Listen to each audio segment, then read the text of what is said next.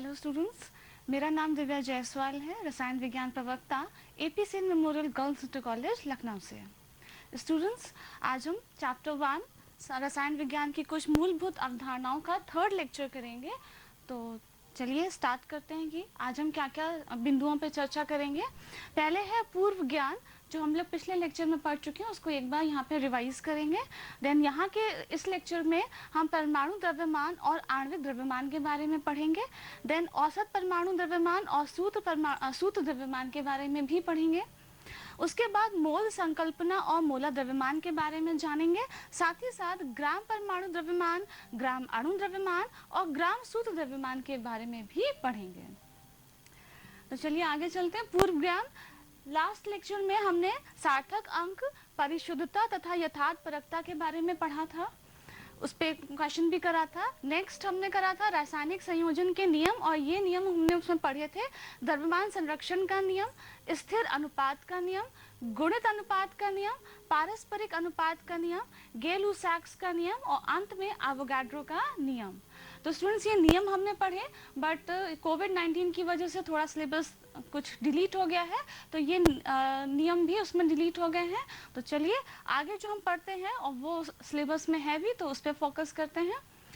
परमाणु द्रव्यमान, किसी तत्व का सबसे सूक्ष्मतम कण जो होता है वो परमाणु होता है। साथ ही साथ उस रासायनिक अभिक्रिया में जो भाग लेते हैं वो सबसे छोटी इकाई, उसे भी हम परमाणु ही कहते हैं। तो उस परमाणु का द्रव्यमान कितना होता है, ये हमें पढ़ना है।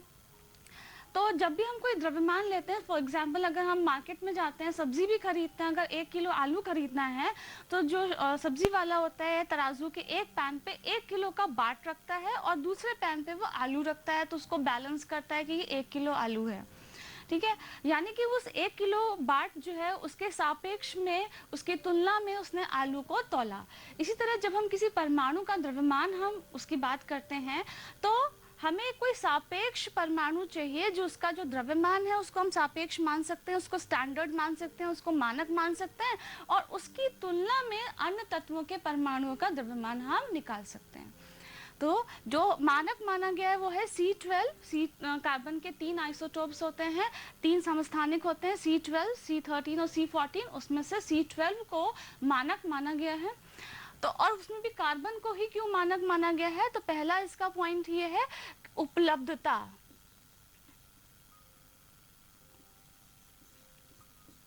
तो कार्बन जो है ये यूनिवर्स में चौथे नंबर पे आता है उपलब्धता के टर्म्स में, इसलिए कार्बन को मानक लिया गया।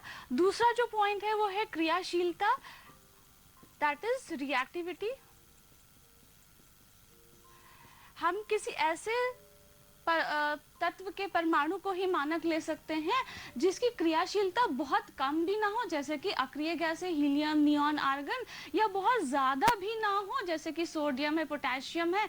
सोडियम के बारे में आप जानते भी, जिसे खुला छोड़ देते हैं तो वायु से भी रिएक्ट करके सोडियम ऑक्साइड बना लेता है, जल के साथ बहुत ही वॉयलेंट रिएक्शन देता है। तो इतना रिएक्टिव भी ना हो और बहुत कम रिएक्टिव भी ना हो, तो इसमें हमने क्या लिया, कार्बन को मानक लिया। चलिए आगे चलते हैं। जैसे कि हम जब द्रव्यमान लेते हैं तो द्रव्यमान की जो एसआई यूनिट है वो किलोग्राम होती है। ठीक है, वैसे जब हम परमाणु द्रव्यमान के बारे में बात करते हैं तो यहाँ भी एक मात्रक हमें चाहिए। तो कौन सा मात्रक है, परमाणु द्रव्यमान मात्रक, एटॉमिक मास यूनिट, जिसको शॉर्ट में कह सकते हैं AMU। तो AMU पैमाने पर जो आपने स्टैंडर्ड माना है C12, उसका आपेक्षिक परमाणु भार माना गया कि ये 12 AMU होता है। AMU की जगह पे आप U भी लिख सकते हैं। U का मतलब है यूनिफाइड मास या एकीकृत द्रव्यमान। तो जब किसी 12 कार्बन का परमाणु भार जो है वो 12 AMU है, तो हम लिख सकते हैं 1 AMU कितना हो जाएगा, C12 का परमाणु द्रव्यमान अपॉन 12, ये कह सकते हैं। ठीक है, और आपको जो ये कार्बन है, इसमें परमाणु क्रमांक 6 होता है, और जो इसका परमाणु भार होता है, मास नंबर होता है, वो 12 होता है। इसका जो परमाणु द्रव्यमान हम लिखते हैं वो होता है 12 ग्राम पर मोल। इसकी यूनिट ध्यान दीजिएगा, ये 12 ग्राम से पर मोल यानी 1 मोल परमाणु होंगे कार्बन के, तो उसका 12 ग्राम्स द्रव्यमान होता है। और 1 मोल में दैट इज हम ये कह सकते हैं कि 6.022 इंटू 10⁻23 कार्बन परमाणुओं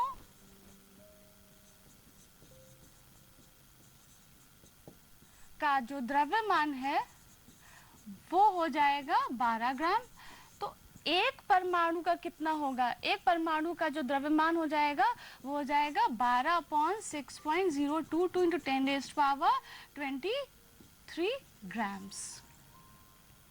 ये एक परमाणु का आ गया। तो यहाँ पे जो हमें एक परमाणु का द्रव्यमान रखना है तो वो आ गया। दैट इज हम कह सकते हैं कि 1 AMU क्या हो जाएगा, 12/6.022 इंटू 10⁻23, और नीचे अपॉन 12 करना तो अपॉन 12 दैट इज यहाँ पे 12 आ जाएगा, 12 कैंसिल हो जाएगा, और 1 अपॉन ये एवोगाड्रो नंबर है, इसको सॉल्व करेंगे तो आंसर आएगा 1.66 इंटू 10⁻, ये 10⁻23 ऊपर जाएगा तो -23 हो जाएगा, और साइंटिफिक नोटेशन में लिख रहे हैं तो यहाँ पे -24 ग्राम्स आ जाएगा। ये बहुत इंपॉर्टेंट है, 1 AMU की वैल्यू आ गई। ठीक है, तो ये इंपॉर्टेंट क्वेश्चन है। MCQ जो मल्टीपल चॉइस क्वेश्चन होते हैं उसमें आपसे पूछा जा सकता है कि 1 AMU में कितने ग्राम्स होते हैं, ये आपको पता होना चाहिए। ठीक है, और जब हम किसी परमाणु का जो द्रव्यमान निकालेंगे तो अगर ग्राम्स में दिया हो तो उसको अगर हमें AMU में कन्वर्ट करना है तो इतने ही ग्राम से हमें उसे डिवाइड भी करना पड़ेगा। तो देखिए इसका एक एग्जाम्पल कि हाइड्रोजन का एक परमाणु का द्रव्यमान इतने ग्राम्स आपको दिया गया है, इतना ग्राम्स होता है। तो अगर हमें उसमें AMU में हाइड्रोजन परमाणु का द्रव्यमान निकालना है तो आपने ग्राम्स में लिखा, और अपॉन ये AMU की वैल्यू है, 1 AMU की वैल्यू है 1.66056 इंटू 10⁻24 ग्राम से उसको डिवाइड कर दिया, तो ये हमारा आंसर आया, जिसको हम 1.0080 भी लिख सकते हैं या अप्रॉक्सीमेटली 1 यूनिफाइड मास भी लिख सकते हैं। तो अगर हम इसको इंटरप्रेट करें तो हम कह सकते हैं कि हाइड्रोजन का एक परमाणु C12 कार्बन के एक परमाणु के परमाणु के द्रव्यमान के 1/12 भाग का 1.0078 गुना भारी है। जैसे कि यहाँ पे लिखा हुआ है कि किसी भी तत्व का परमाणु द्रव्यमान जो है वो संख्या होती है जो ये बताती है उस तत्व का एक परमाणु C12 समस्थानिक के एक परमाणु के भार के 1/12 भाग से कितना गुना भारी है। दैट इज किसी भी तत्व का आपेक्षिक परमाणु भार होगा तो तत्व का आपको जो एक परमाणु है उसका भार होगा ऊपर ग्राम्स में, और नीचे जो है 1/12 इंटू C12 के एक परमाणु का भार जो कि AMU के बराबर होता है, तो उसको AMU की वैल्यू नीचे रख सकते हैं।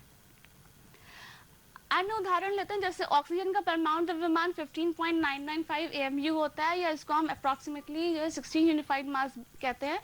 तो इसको हम क्या कह सकते हैं कि ऑक्सीजन का एक परमाणु C12 के एक परमाणु के द्रव्यमान के 1/12 भाग से 16 गुना भारी है। इसी तरह सोडियम का अगर हम करें तो उसका परमाणु द्रव्यमान होता है 23 unified mass, that is sodium का एक परमाणु C12 के एक परमाणु के द्रव्यमान के 1/12 भाग से 23 गुना भारी है। इसी तरह सल्फर का अगर हम परमाणु द्रव्यमान देखें तो वो 32 यूनिफाइड मास होता है, दैट इज सल्फर का एक परमाणु कार्बन के एक परमाणु के द्रव्यमान के 1/12 भाग से 32 गुना भारी होता है। आगे बढ़े, औसत परमाणु द्रव्यमान that is average atomic mass, ये हम क्यों निकालते हैं, कब निकालते हैं, इसकी क्या आवश्यकता है। तो कुछ प्रकृति में कुछ ऐसे तत्व होते हैं जिनके समस्थानिक होते हैं, ठीक है, और उन समस्थानिक के अलग अलग द्रव्यमान होते हैं। समस्थानिक मतलब उनके परमाणु क्रमांक समान होते हैं पर द्रव्यमान अलग अलग होते हैं। जैसे कि एग्जाम्पल यहाँ क्लोरीन का लिया है, इसके 2 समस्थानिक हैं, एक है क्लोरीन 35, उसका द्रव्यमान 35 यूनिफाइड मास है और दूसरे का 37 यूनिफाइड मास है। लेकिन हमें कहीं कैलकुलेशन में अगर क्लोरीन का परमाणु द्रव्यमान रखना है तो हम क्या रखेंगे, 35 रखेंगे कि 37 रखेंगे। तो इसका क्या करा, ऐसे तत्व जिनके समस्थानिक होते हैं तो उनका हम औसत परमाणु द्रव्यमान कैलकुलेट करते हैं। उनको कैलकुलेट कैसे किया जाता है, जो भी समस्थानिक है पहला उसका द्रव्यमान रखेंगे, उसको उसकी अबंडेंस यानी उपलब्धता से मल्टीप्लाई करेंगे, प्लस दूसरा समस्थानिक उसका द्रव्यमान रखेंगे और उसकी अबंडेंस से उसको मल्टीप्लाई करेंगे। अगर ऐसे तीसरा भी है तो तीसरा भी लेंगे, सबको ऐड करेंगे और डिवाइड करेंगे, टोटल अबंडेंस या टोटल उपलब्धता से डिवाइड करेंगे। तो देखें क्वेश्चन कर लें कि प्रकृति में दो समस्थानिक हैं क्लोरीन के, Cl35 और Cl37, इनकी उपलब्धता दी है 3:1 रेशियो में। ये उपलब्धता रेशियो में भी दी जा सकती है या परसेंटेज में भी दी जा सकती है। अगर इसी को परसेंटेज में कहेंगे तो क्या कह सकते हैं, 75%, एंड इसको जो 1 लिखा है उसको हम 25% कह सकते हैं। तो क्लोरीन का औसत परमाणु द्रव्यमान निकालना है, तो कैसे निकलेगा, 35 और उसकी उपलब्धता क्या है इंटू 3 कर लेंगे, और प्लस 37 जो दूसरा समस्थानिक है उसका द्रव्यमान है, और मल्टीप्लाई करेंगे उसकी उपलब्धता that is into 1 upon total abundance that is 3+1, और आंसर आ जाएगा 35.5 unified mass that is chlorine का एक परमाणु C12 के एक परमाणु के द्रव्यमान के 1/12 भाग से 35.5 गुना भारी है। नेक्स्ट आगे बढ़ते हैं, आणविक द्रव्यमान दैट इज मॉलिक्यूलर मास। तो किसी अणु का अगर हमें आणविक द्रव्यमान हमें निकालना है, परमाणु का हम सीख चुके हैं, अब हम क्या सीखेंगे, अणु का द्रव्यमान निकालेंगे, आणविक द्रव्यमान निकालेंगे। तो उस अणु में उपस्थित जो जितने भी तत्व हैं उनके परमाणु का द्रव्यमान आप लेंगे, और उनको जो उस अणु में वो तत्व जितनी बार भी आए हैं उनसे उसको मल्टीप्लाई कर देंगे, और ये जितने भी गुणनफल हैं इनके योग को आप आणविक द्रव्यमान कहते हैं। फॉर एग्जाम्पल ग्लूकोज है, तो ग्लूकोज का फॉर्मूला होता है C6H12O6, इसका आणविक द्रव्यमान निकालना है।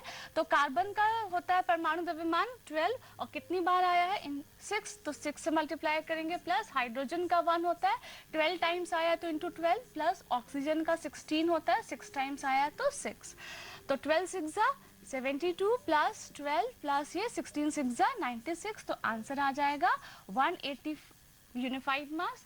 इसी तरह यूरिया का निकालेंगे, तो नाइट्रोजन यहाँ पे 2 बार आया है, और नाइट्रोजन का जो परमाणु द्रव्यमान होता है वो 14 होता है, और 2 टाइम्स आया तो इंटू 2, प्लस कार्बन यहाँ पे हाइड्रोजन जो है ये टोटल 4 टाइम्स आया तो 1 इंटू 4 हो जाएगा।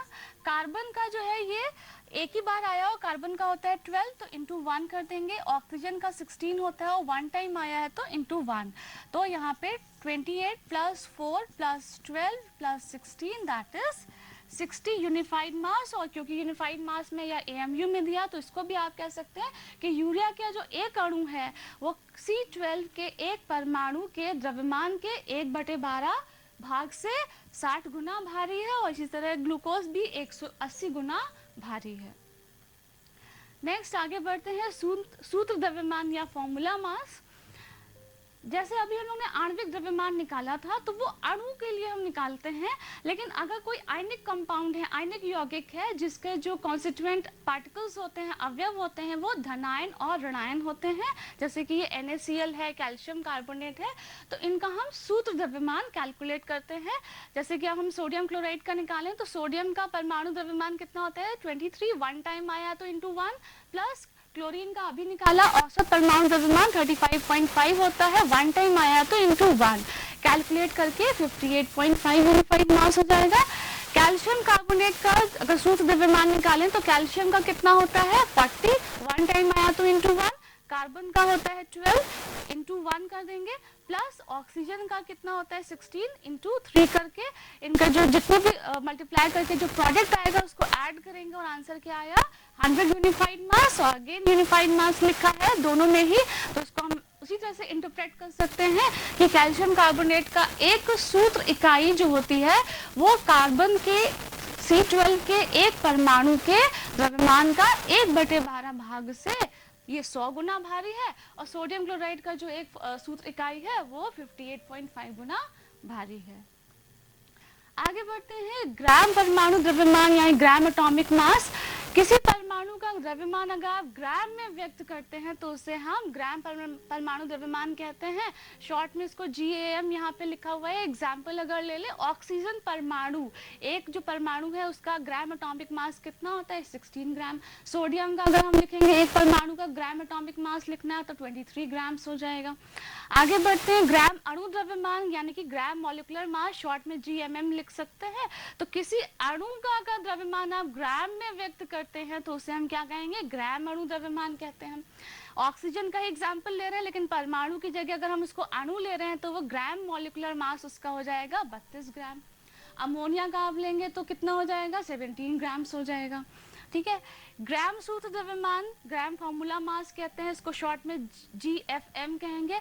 किसी सूत्र इकाई का द्रव्यमान अगर ग्राम में व्यक्त कर रहे हैं तो उसे हम ग्राम सूत्र द्रव्यमान कहेंगे। जैसे NaCl का हो गया 58.5 ग्राम। अभी कैल्शियम कार्बोनेट का करा, उसका अगर हमें ग्राम फॉर्मूला मास निकालना हो तो कितना होगा? 100 ग्राम्स होगा। आगे हम नेक्स्ट बढ़ते हैं मोल संकल्पना और मोलर द्रव्यमान में। तो स्टूडेंट्स, ये हम लोग यूज करते हैं डेली लाइफ में कि अगर हम 1 दर्जन की बात करें तो उसमें 12 वस्तुएं मिलेंगी। चाहे हम कोई फल खरीदें या कुछ स्टेशनरी का सामान, कोई नोटबुक या पेन पेंसिल खरीदें, एक स्कोर होता है उसमें 20 वस्तुएं होती हैं और एक 1 ग्रॉस होता है तो उसमें 144 वस्तुएं होती हैं। लेकिन ये जो यूनिट्स हैं ये केमिस्ट्री में हम इनसे डील करना, क्योंकि हमारे केमिस्ट्री में क्या हम एटम और मॉलिक्यूल से डील करते हैं जो बहुत छोटे होते हैं, उनका द्रव्यमान बहुत कम होता है। अगर आप किसी पदार्थ की बहुत छोटी से छोटी मात्रा भी ले रहे हैं तो उसमें कई सारे अणु और परमाणु आ रहे हैं। तो हमें इसलिए कोई एक बड़ी यूनिट चाहिए थी और वो यूनिट क्या है? 1 मोल। और आपको पता भी है, पढ़ भी चुके हैं कि जो अमाउंट ऑफ सब्सटेंस है उसका अगर SI यूनिट होता है तो वो 1 मोल ही होता है। देखें 1 मोल क्या होता है कि किसी पदार्थ का 1 मोल उसकी वह मात्रा होती है जिसमें उतने ही कण उपस्थित होते हैं जितने C12 के 12 ग्राम में परमाणुओं की संख्या होती है। ठीक है, 12 ग्राम में जितने परमाणु होंगे C12 के, उस संख्या को ही हम 1 मोल कहेंगे। तो देखें कितनी संख्या होती है परमाणुओं की 1 मोल में। तो हम क्या करेंगे, टोटल मास हमने 12 ग्राम ऊपर रखा अपॉन एक परमाणु, कार्बन के एक परमाणु का जो द्रव्यमान होता है उसे नीचे रखा, डिवाइड करा तो आंसर आया 6.022 × 10⁻23 परमाणु पर मोल। यानी अगर C12 का हम 1 मोल ले रहे हैं तो उसमें उसके इतने परमाणु हमें वहाँ पे मिलेंगे। अब ये कोई भी पदार्थ हो सकता है, 1 मोल आप कार्बन ले सकते हैं, 1 मोल सोडियम ले सकते हैं, 1 मोल ऑक्सीजन भी ले सकते हैं।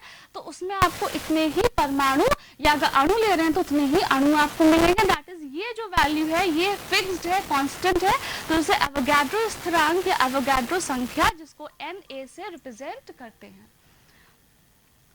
तो आगे हम करें, जैसे अभी सीखा कि 1 मोल इज इक्वल टू 6.022 × 10⁻23 कण।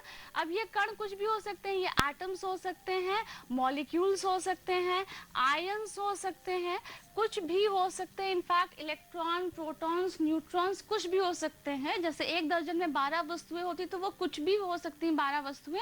इसी तरह से 1 मोल में जितने भी कण हैं तो वो कण कुछ भी हो सकते हैं, बट डिजिट यही रहेगी कि इतने ही पार्टिकल्स उसके अंदर होंगे। अब अगर हमें मोलों की संख्या ज्ञात करनी है तो कैसे ज्ञात करेंगे? जो द्रव्यमान, उस पदार्थ का द्रव्यमान ग्राम्स में हमें रखना है और उसको डिवाइड करेंगे परमाणु द्रव्यमान से या आणविक द्रव्यमान से, उसको डिवाइड करेंगे। डिपेंड करता है कि परमाणु का आपको मोलों की संख्या निकालनी है या अणु की निकालनी है।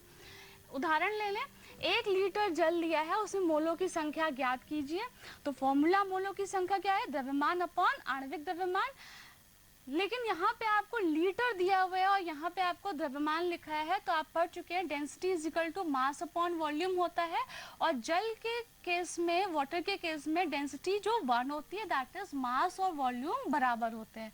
यानी कि हम 1 लीटर यहाँ पे कहें या 1 किलोग्राम द्रव्यमान करें, बात बराबर है। और 1 किलोग्राम को हम क्या लिख सकते हैं? 1000 ग्राम्स लिख सकते हैं। तो द्रव्यमान में हमारे पास आंसर आ गया। आणविक द्रव्यमान, वाटर का आपको पता है, अब आपको आणविक द्रव्यमान कैलकुलेट करना आता है तो कैलकुलेट कर सकते हैं। 18 आएगा, डिवाइड करेंगे तो 55.5 मोल्स आएगा। दैट इज अगर आपके पास 1 लीटर जल है तो उसमें मोलों की संख्या कितनी होगी? 55.5। दूसरा एग्जाम्पल लें कि 46 ग्राम सोडियम में मोलों की संख्या ज्ञात करनी है। फॉर्मूला वही होगा द्रव्यमान अपॉन परमाणु द्रव्यमान। तो 46 ग्राम्स आपको दिया गया है और सोडियम का परमाणु द्रव्यमान 23 होता है, तो यहाँ पे आंसर क्या हो जाएगा 2 मोल्स। आगे बढ़ते हैं, मोलर द्रव्यमान। किसी पदार्थ के 1 मोल का द्रव्यमान अगर हम ग्राम में व्यक्त करें तो उसे मोलर द्रव्यमान कहते हैं। जैसे H2O का जो मोलर द्रव्यमान होता है 18.02 ग्राम पर मोल है, ठीक है।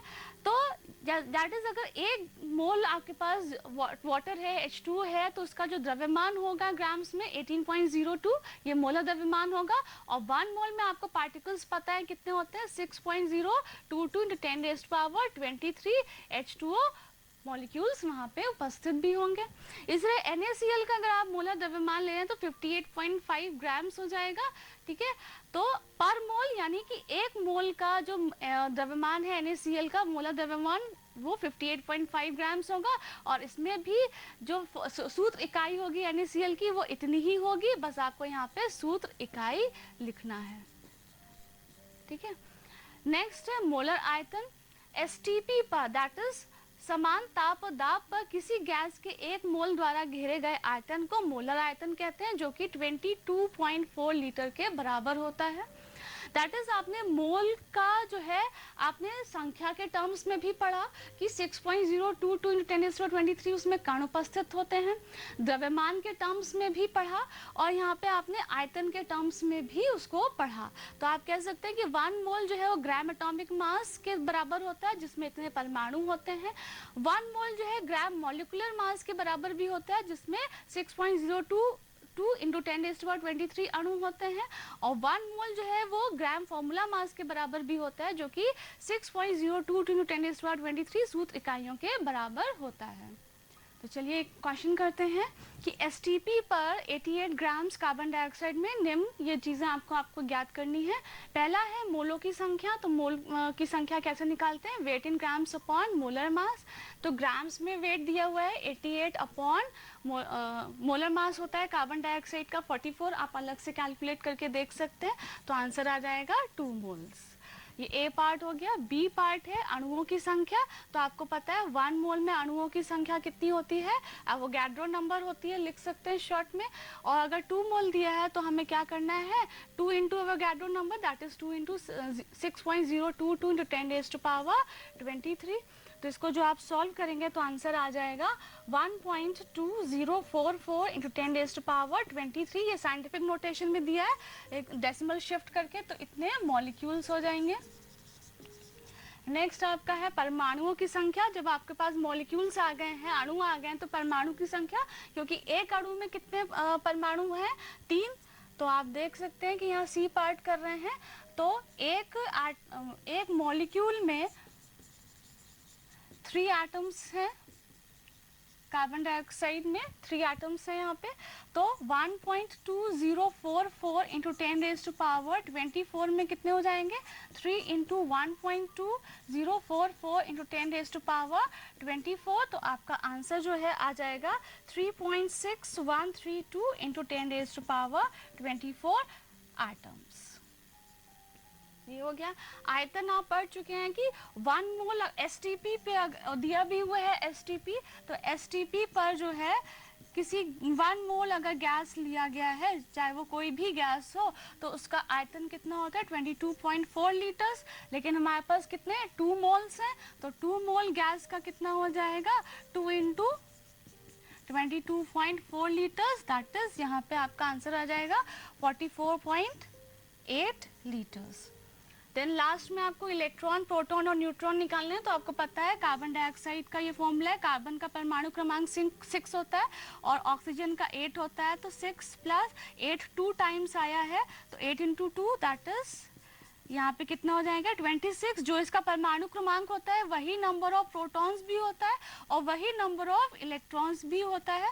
तो आप निकाल सकते हैं कि जब एक अणु में इतने प्रोटॉन्स हैं, तो जो आपको नंबर ऑफ अणु यहाँ से ये दिए हुए हैं, तो एक मॉलिक्यूल में कितने प्रोटॉन्स हैं? 22 प्रोटॉन्स हैं।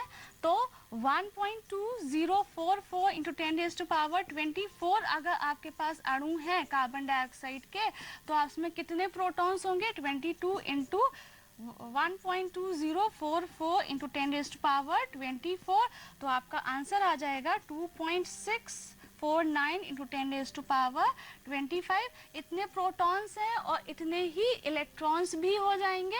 और अगर आप देखें न्यूट्रॉन की संख्या निकालनी है तो इसका परमाणु भार जो होता है वो 12 होता है। 12 में से 6 माइनस करेंगे तभी तो न्यूट्रॉन्स की संख्या निकलती है, तो वो भी क्या हो जाएगा? 6। और ऑक्सीजन का कितना होता है? 16। 16 में से 8 किया तो न्यूट्रॉन की संख्या भी 8। दैट इज प्रोटॉन्स, इलेक्ट्रॉन और न्यूट्रॉन्स भी जो है सबकी संख्या जो है इतनी ही आएगी, एक ही बार में आपका कैलकुलेट हो जाएगा। तो चलिए रिकैप्सुलेट करते हैं कि आज हमने क्या पढ़ा। परमाणु द्रव्यमान और आणविक द्रव्यमान के बारे में पढ़ा, उसमें औसत परमाणु द्रव्यमान और सुद्रव्यमान के बारे में पढ़ा, जिसमें हमने 1 AMU की वैल्यू कैसे कैलकुलेट की जाती है वो निकाला। देन मोल संकल्पना और मोलर द्रव्यमान के बारे में पढ़ा, जिसमें ग्राम परमाणु द्रव्यमान और ग्राम अणु द्रव्यमान और ग्राम शुद्ध द्रव्यमान के बारे में पढ़ा। देन हमने मोलों की संख्या निकाली और 1 मोल में इतने कण उपस्थित होते हैं ये कैलकुलेट करा। STP पे 1 मोल का कितना आयतन होता है ये भी सीखा। ये आपका गृह कार्य है, इसी आपका आर्गन का डेटा दिया हुआ है, उसका मोलर द्रव्यमान, उसके समस्थानिकों का और उसकी उपलब्धता, इसका आपको मोलर द्रव्यमान निकालना है। और नेक्स्ट जो क्वेश्चन है उसमें प्रत्येक में आपको परमाणुओं की संख्या ज्ञात करनी है। तो और अगर इस चैप्टर से रिलेटेड अगर कोई भी क्वेरीज है, कोई स्टडी मटेरियल चाहिए तो आप उसको दीक्षा ऐप पे देख सकते हैं।